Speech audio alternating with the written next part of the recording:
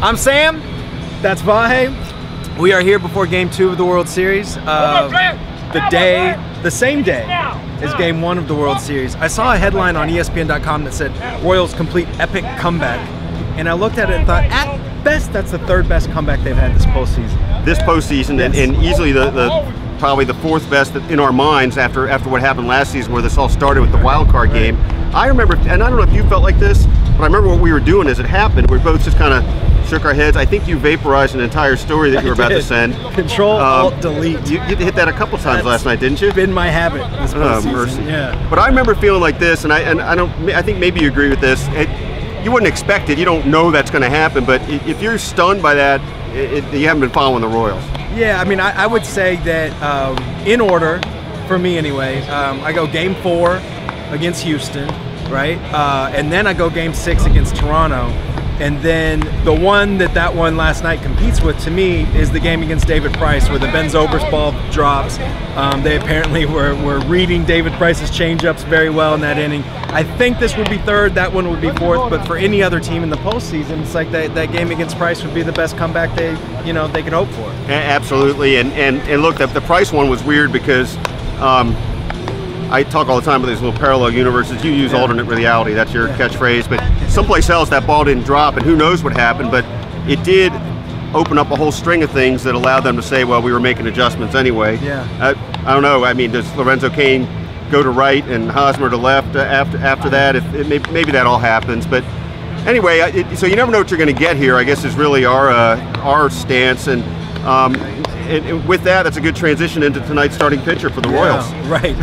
And that's one thing that I kept thinking about last night. I think you probably did too. Of that game keeps going and going and going. They play 5 extra innings the day before their most unpredictable starting pitcher is going, and to me that was really bordering on a major problem. And I have a strong suspicion that they used Chris Young last night and not Chris Medlin, because they wanted Chris Medlin to be available today in case Johnny Cueto got in trouble. I think that's probably right. It makes the most sense. Ned, I didn't quite feel like I understood how Ned was. I didn't think he finished his thought in our little pregame press conference, but I think that was the implication, and maybe I was too busy tweeting social media to really take it all in. But the other part of this, the rotation thing, is that Ned Yost said in the press conference that the last thing Edinson Volquez told a few of the guys that he saw was that they'll see him in New York, and at this stage, barring a change, they're expecting Edinson to pitch Game 5. And he has been, I think I can say this, their most reliable starting pitcher. If we're talking about their most unreliable going tonight, I would think that Volquez has been the guy that, maybe even Cueto's had the best start of the postseason, I think, by far. That was amazing in Game 5 against Houston. But that is important for them. I mean, he's got more important things to think about in his personal life, his family, and all that. But for the Royals, that's critical that he comes back for what would be Game 4, Game 5. Yeah, Game 5.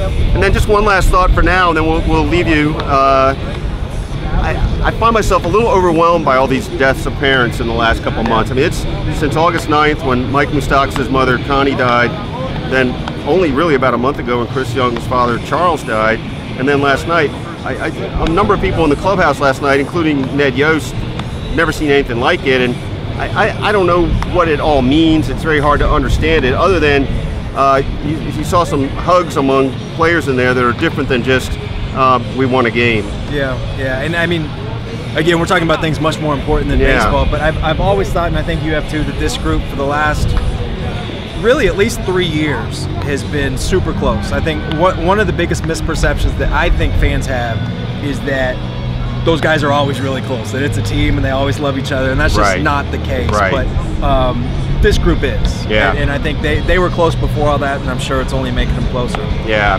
well, it's been exhilarating to be out here covering this. I assume we'll get something interesting tonight. Thanks for being with us. You can follow us on our True Blue app and at kansascity.com.